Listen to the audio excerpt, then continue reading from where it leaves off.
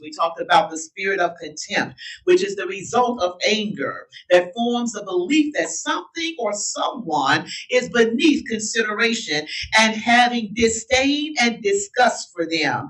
Not letting go of past anger and resentments can breed contempt and bitterness towards others, believing that they are subhuman or lower than you are. We talked about the spirit of contempt, and then we talked about the spirit of oppression. And so those two are joining forces together, but we're going to see what we can do about that.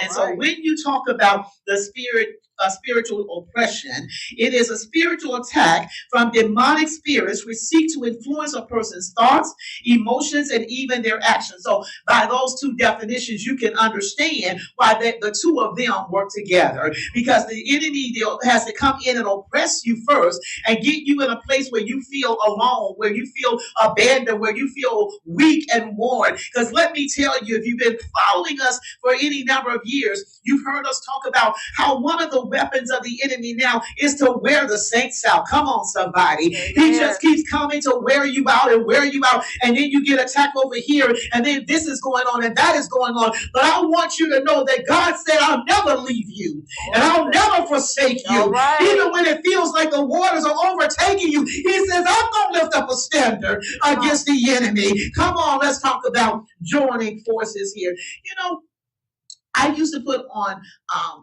programs for Veterans Day. And one of the highlights of that was that, you know, when the United States get attacked, if we go to war, they're not just fighting against the Army. They're not just fighting against the Marines. They're not just fighting against the Air Force. They're not. And one of the highlights of putting those programs together was the Armed Forces medaling. And so even if I had some patients who were, demented or whatever, when they would begin to hear the sound,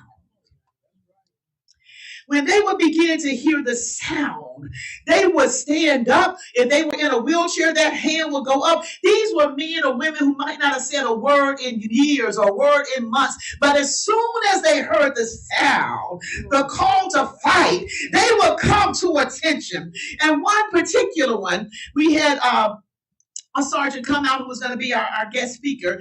And so he said, is there anybody else? I said, there's one. I said, but he really is, demented, and they couldn't get him out here for some reason. And he said, can I go and see him? And I said, of course. And so when they took him to his room, they were trying to get some pants on him.